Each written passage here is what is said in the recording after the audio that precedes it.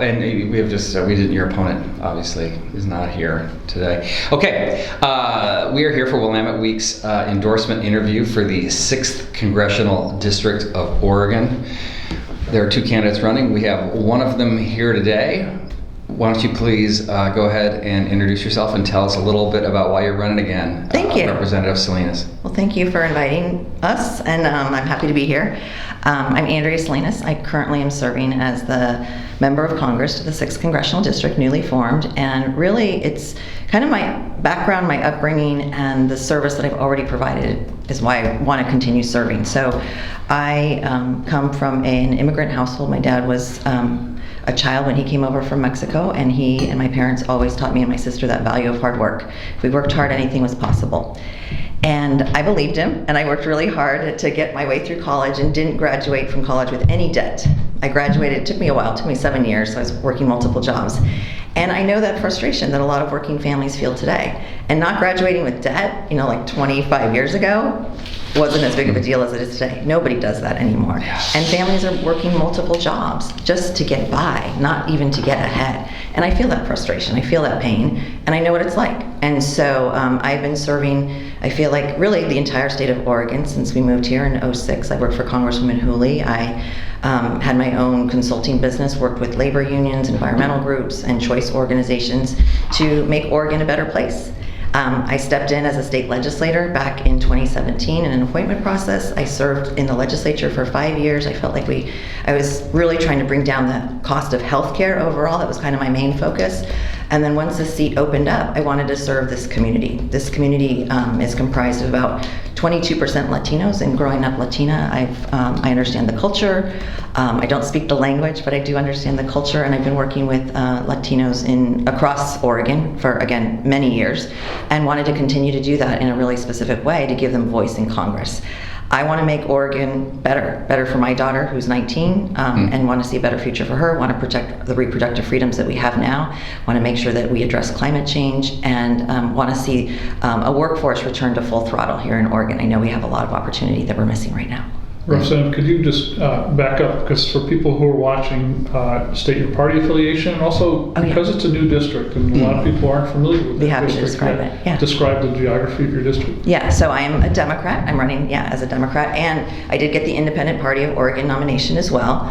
The district is brand new. It took, and I always start by this, what was 60% of Kurt Schrader's district, 40% of Bonamici's district, combined it into one, but I call it really the core of the Willamette Valley. It starts in East Washington County, so Portland suburbs, Tiger, Tualatin, a little piece of Lake Oswego, Wilsonville, Sherwood, goes down into all of Yamhill and Polk, and then covers a big portion of Marion County. Most of Salem is included, and then some parts of I-5 up the quarter, so all of Woodburn, all of Jervis.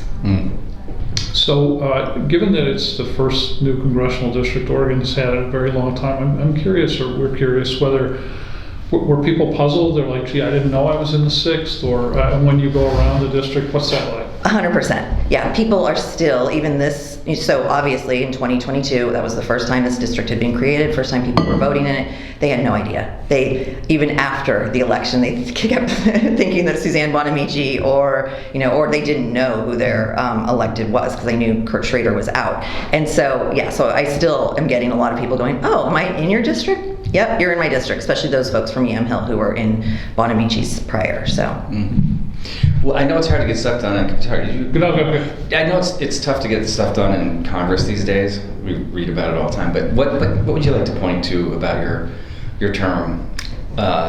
Honestly, people do think that, right? And you see all the bomb throwing on both sides of the aisle. When I come home, people are always telling me, wow, you look relaxed and happy. And I tell them, I actually enjoy the job because I am getting stuff done. I got a bill passed. It was one of 27 bills last year in 2023 that the president signed. I'm a freshman member in the minority. What was the bill? It's a bill to restore land claim and compensation claim rights to the Grand Ronde tribe. They were prohibited from doing this for many decades, and we actually, I think Congressman Schrader had tried for a number of years to get that restored. Just the ability to do it. They were prohibited through the Bureau of Land Management. It was a mistake that was made. And so to correct it, though, took an act of Congress, and finally I went to Cliff Bentz over the summer and I asked him if he could support the language. He basically said flat out, nope, it's too broad, it's going to go too far. And so I worked with him all summer long to get to the language to a place where it would be effective for Grand Ronde, and yet Cliff thought it was narrow enough to be warranted for his favor. And so I got it there. We got the entire delegation on board. Senator Merkley was ready to take it in the Senate, and we got it signed by the president by December. I have also been working on other bills through my science space, and that wasn't a bill even in one of my committees of jurisdiction. So everybody says, oh, you can get stuff done, but typically it's in with one of your committees. I serve on House Ag, Science, Space, and Technology, as well as the Executive Commission on China.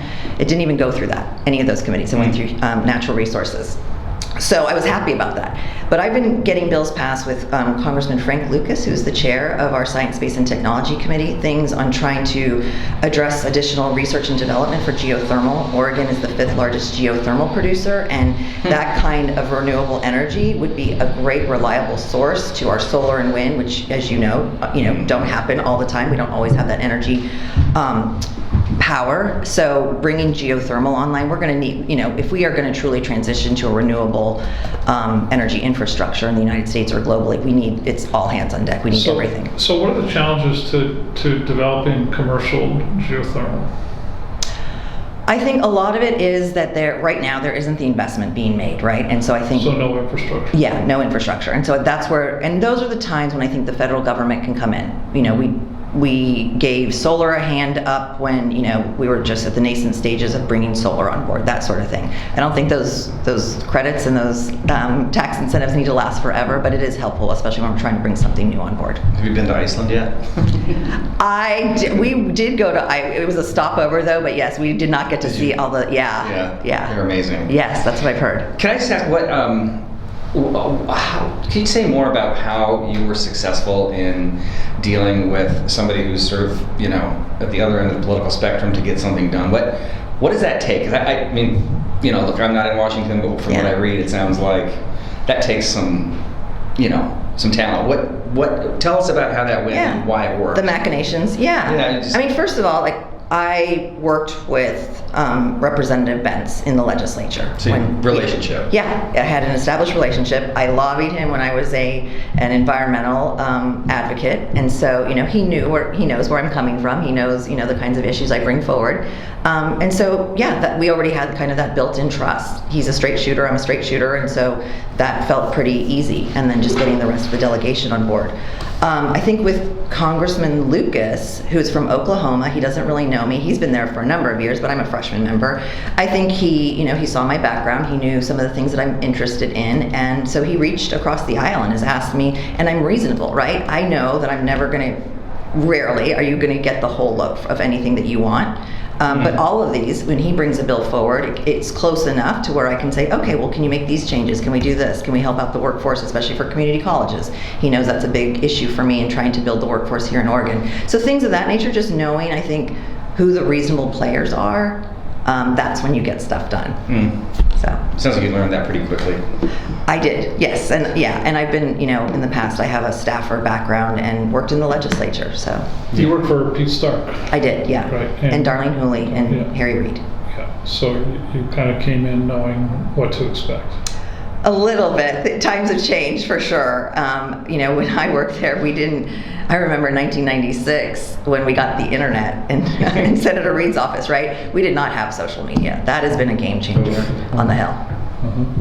So when you're going around your district campaigning, what are you hearing people unhappy or concerned about, or what do they hope you could do for them in Washington if you're reelected?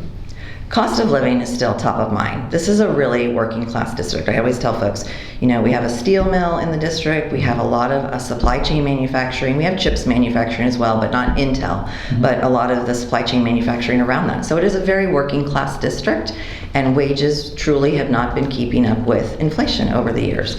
And we are continuing to see, I think, some, prices around, utilities. So your heating and cooling your home is getting more expensive. A lot of that goes back to climate and the changes and challenges that PGE and, Northwest Natural are having, and, all of that. But we're also seeing food prices that are continuing to stay pretty high. I met with somebody the other day, and they said their $4 loaf of bread that they get from Kroger, it's a Kroger brand loaf, was suddenly $7 within a week change.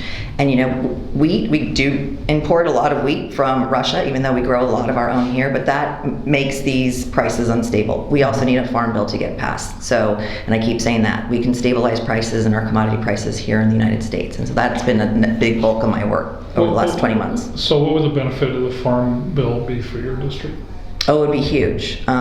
So I've been able to get a few pieces in there around wildfire and wildfire risk and mitigation, so allowing the U.S. Forest Service a little bit more capacity to address the fuel sources. So all the brush on the ground that we've been talking about for a long time, but we really haven't done anything. That was included in the base bill of the House Ag bill that got passed.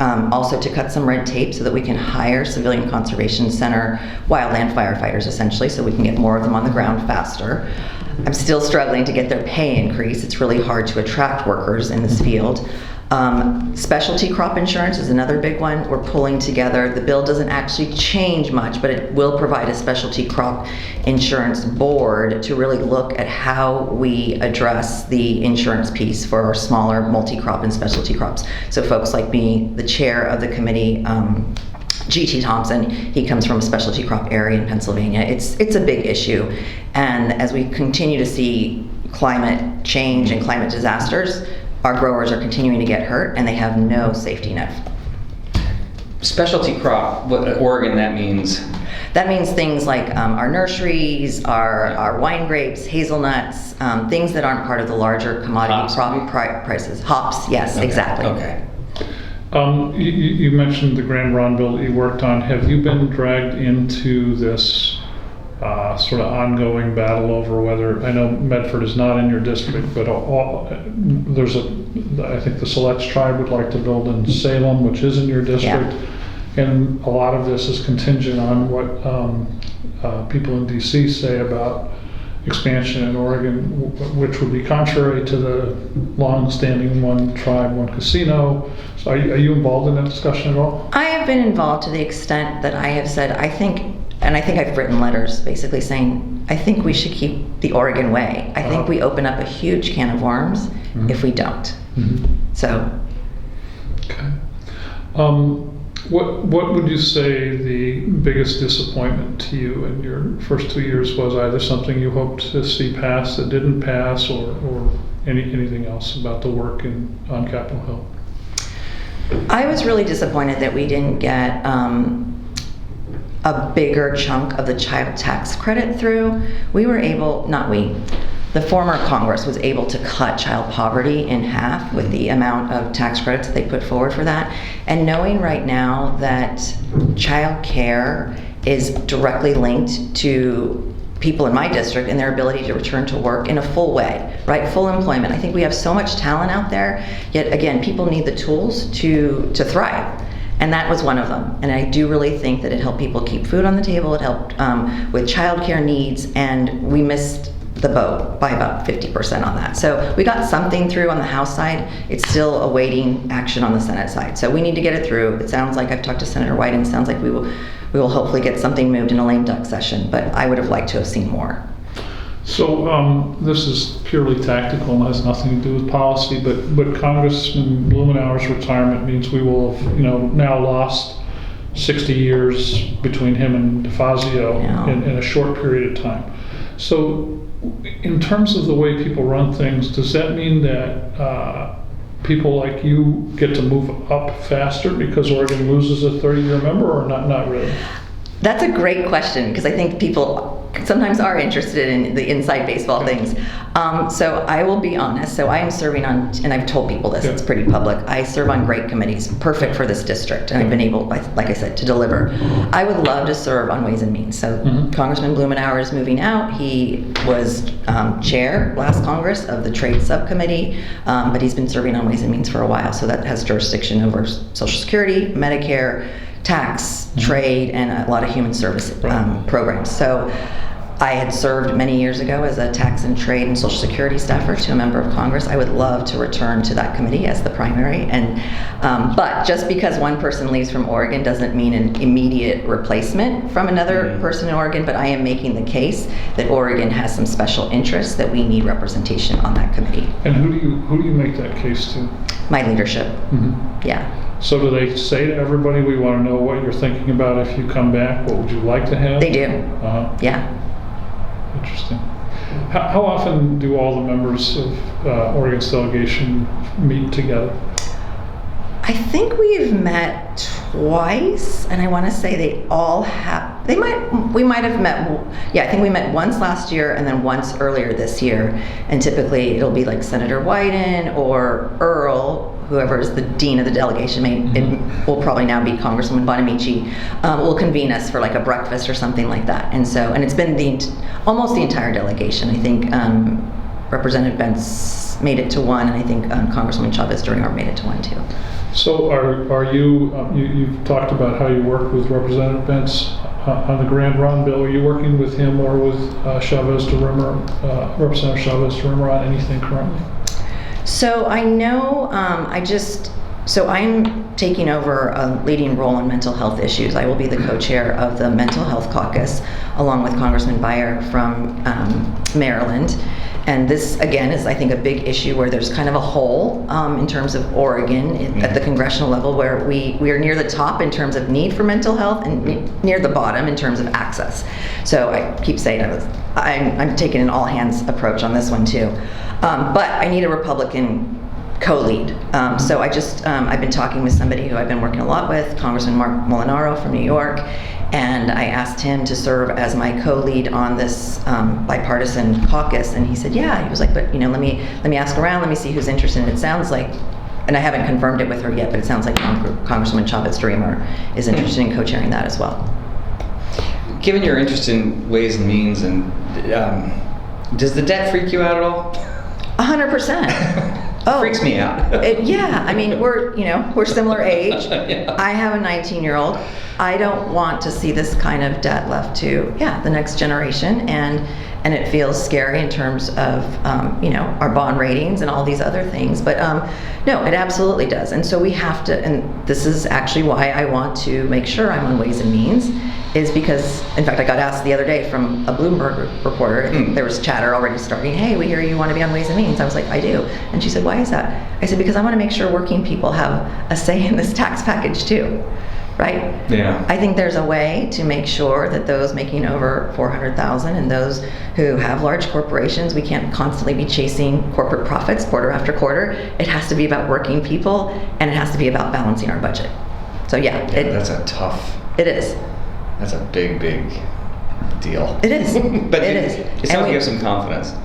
Yeah. I mean, so having served with a member on the Ways and Means Committee through President Clinton and then President Bush, you saw a shift.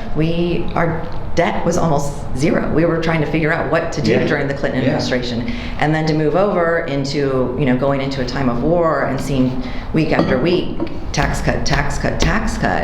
That's when we started going into deficit realm, right? And that has continued under, the last administrations. So bond vigilantes haven't been doing their job. Yeah. So your opponent chose not to be here today, which is unfortunate. What would you like us to know in terms of drawing a contrast between Mike Erickson and yourself? I think I have experience. I mean, that's the bottom line. I have experience, and I have depth on so many issues, and my opponent does not. He doesn't have depth or experience. He lobs lies and accusations with no real plan for of consequence. So I've been working the last 2 years. I've been working my tail off, really, trying to meet with folks in the district to understand the real needs, because you can talk in higher level platitudes. I like to get down in the nitty gritty to figure out what really is causing us from moving forward on building more residential treatment facilities, or what is the problem on housing, really, what and then what is the role of government, where I never want to duplicate. That is wasteful. So let's make sure the state's doing their thing, counties are doing their thing. And I do have this experience working with different levels of government, and so I feel like I'm very mild-mannered. I always say I will work with anybody on whatever side of an aisle they're on, as long as we can move the ball forward for the people. Yeah, you seem like a total hothead. Exactly. So what is the federal role? Oregon does have huge problems with housing, huge problems with dealing with mental health and substance use disorder. We see a lot happening in Salem. I mean, they're trying. They are trying. So what's the federal role? So there are a number of different issues. So I just wrapped up a listening tour on Measure 110, where I met with all of my county officials, so county commissioners, as well as DAs, and some of their human services and health services folks as well. And I think the role of federal government really is going back to where Measure 110 failed, which is we didn't have the infrastructure. And so making sure that we have detox centers, making sure we do have the residential treatment facilities, making sure that peer navigators, meeting people where they are on the street, so getting them from homelessness and addiction into, yes, I actually might want to go into a diversion program, I don't want to keep circling in and out of the jail system. How can I do this differently? But getting those peer navigators on the ground are really important. Getting those peer navigators paid is the role of federal government, and making sure that there are actual requirements for certification, and that there are requirements then to get reimbursed through Medicaid or the federal system, I think is a good role for the government.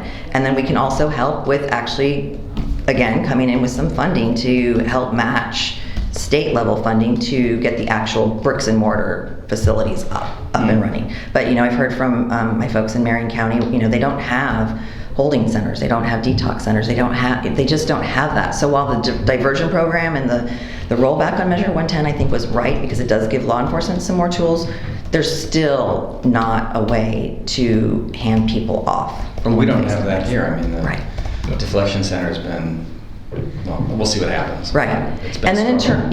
in terms of housing, there's definitely a role for federal government. We can lift the number of affordable housing developments that we have, and then we can attract actually public-private investment through private activity bonds. That is something, in fact, there's a bill on this and I wrote to, I think it was the chair of the Ways and Means Committee, I probably wrote to Senator Wyden too, asking them, both a Republican and a Democrat on the Senate, bicameral, can we move this? Because it would go so far. From what I understand, this bill would actually open up the ability to create about 2 million homes nationwide. Can you describe how that works? Sorry, the private activity bonds for our... Yeah, so it basically allows private investors to come in with the backing of public entities. So Which they do with hospitals and schools. Exactly. Right, but they can't do that with... they can, but only to a certain level. Yeah. So is it like, do you loan the balance sheet to these people basically? Basically, yeah. And that gives them the credit rating and the... Exactly. Yeah. And Wyden's working on that? I don't know that he's working on it, but because he's the chair of the finance committee. Somebody yeah. else is working on it? Yeah. Okay. Yeah, we have a number of us on this bill on the House side. Okay. So you want to basically lift the cap to create more capacity? Yeah. Okay. Did you happen to see the piece in the Times talking about, and they had a podcast about it too, about talking about the origins of our housing crunch being 2008? I did not. Well, that makes sense. When the housing market blew up in 08, there was not a lot of building for a few years, and contractors, that industry withered. Mm-hmm. And this piece was saying we've got to rebuild that industry. Yeah. If we're going to ever get enough housing. Does that resonate at all with, when you're deep dive into housing, did you hear something like that? I constantly and in say, Oregon. yeah, I mean, we're 140,000 units short here in Oregon. Of course that's going to, so we have a housing stock issue, which then lends itself to a price and access issue for, and whether you want to be a homeowner or a renter, right? It skews the market. Yeah. We don't have enough supply right now. So how do you rebuild, how do you get contractors back? I mean, how do you... I think it is some of what we're talking about here. It's also some of the projects that I've asked for federal funding in my community. So they used to call them earmarks. They call them community project funds now. Okay. And I can make requests, and I have made requests, especially like, for instance, Independence that asked for a bridge over this creek area that would allow them to open up some housing units, but they needed that bridge in order to do it. We know that a lot of, again, city infrastructure is needed before housing developers will come in and even look at a property, right? So sewer, clean water, internet. Those are all the things I have been asking for because I think they are directly related to our ability to increase housing. That's how you get the developers back. Are those are normally paid for by, or some of that stuff is paid for by SDCs, right? Yes, I was just about to say. Charges. But builders are seeing increasing SDCs. In fact, I even said this at it was a big, basically Portland, Oregon business event, and Bonamici was there, like the whole delegation was there. I talked about this. I was like, we can't keep putting SDCs on these developers because it's not going to pencil out, and that is what's happening. It's not penciling out because infrastructure in the United States has been let go, and we stopped investing in the 80s. Yeah. So we need to get back to the federal government helping a little bit, and they're not huge, right? I'm not getting huge amounts, but $2 million here, $500,000 there to help Carlton with their, to stop their sewage leaks, right? It's things like that a developer is not, if they don't see that a city is ready for development, they're not going to be able to invest to redo Carlton's entire sewage system. So targeted infill. Yes. Yeah. That is what's needed.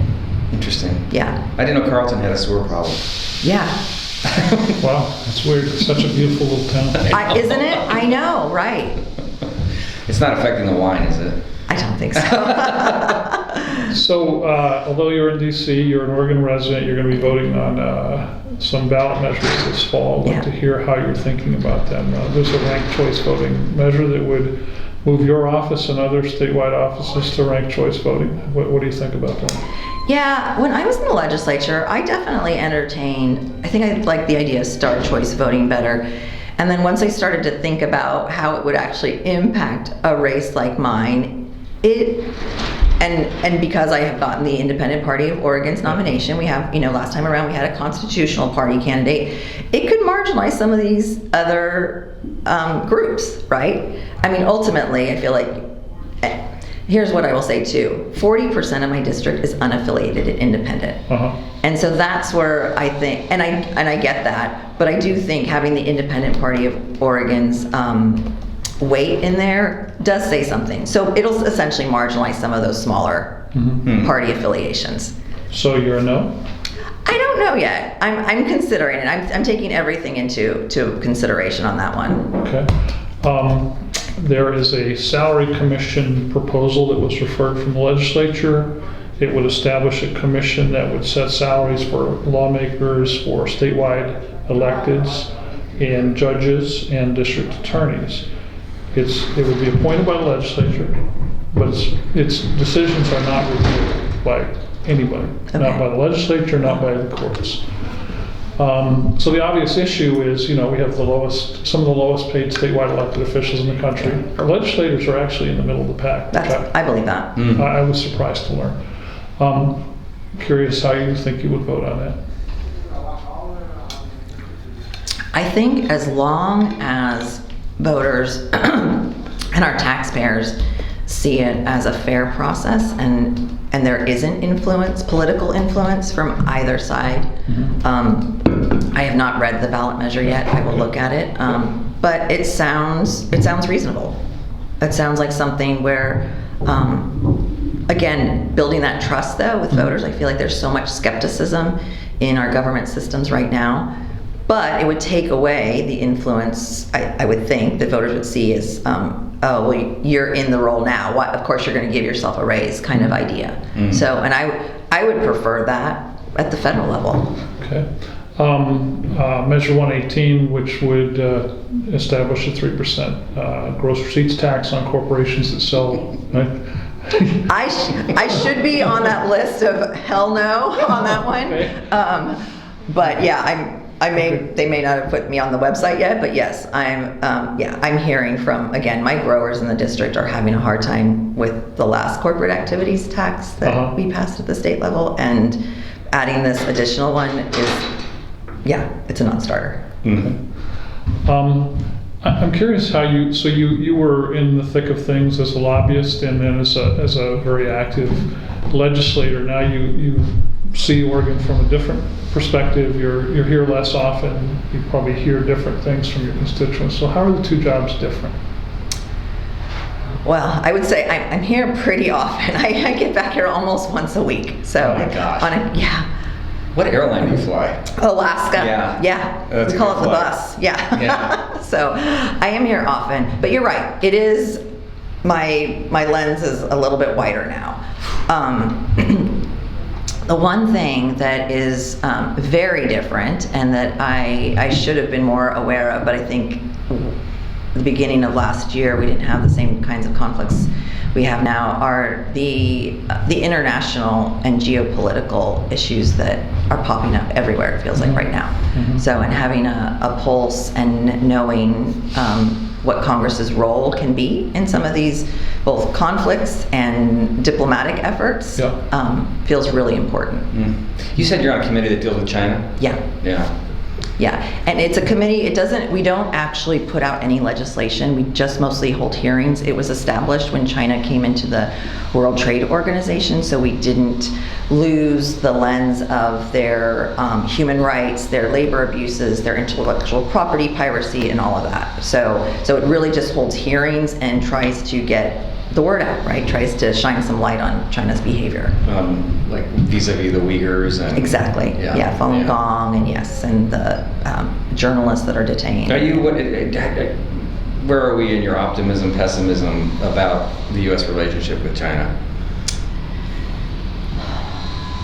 You know, so being on the Hill for the last year and a half, 20 months or so, I've heard a lot of criticism that the Biden administration was not active enough really on a lot of different fronts, especially, and China's goal is both, I think, military superiority as well as economic, right? And so they have this two-pronged approach, and they're being very strategic, I think, globally. I don't know that Biden did enough offensively. And so it feels, so I will say every time I talk to constituents here in Oregon, this tends to come up. So whether it's like bioscience or even farming, right. People are really fearful that China is trying to, because we do have patents on some of our grass seeds. So how is China trying to get a hold of, again, intellectual property that should be part of either Oregon or the U.S. and stay, remain here. But how are they trying to capitalize on that and take that over and build their economy off of these things? So, and then knowing that a lot of that also will feed into their military strategies. So they're interested in Oregon grass seed? Oh yeah. Interesting. Yeah. And I think, nationally, just Oregon farming and different technologies that are coming out, because we are doing more and more. Yeah, which is the good news. Yeah. Yeah. I think we're out of time. One Last question. Okay, you ready? This is the fun one. Sure. What were you in high school? What was were you voted anything? Were you part of any group? Were you the mascot? Were you I did football? Were you whatever? I kind of did a lot of, kind of like I do now. I'm interested in everything. I did stats for the freshman football team all 4 years in high school. I was close there. Really? Well, I said something about football, and you were stats. Okay. I did stats. Okay, all right. I also was varsity cheerleader for a couple of years. I was student body vice president. I was class treasurer, I think, my junior and sophomore year. Wow, okay. I was treasurer of the Spanish club. But if you were to go back to your 30th reunion, people would say, there's Andrea, she was what? What's the one thing you were best known for? Probably student government. Okay. Yeah.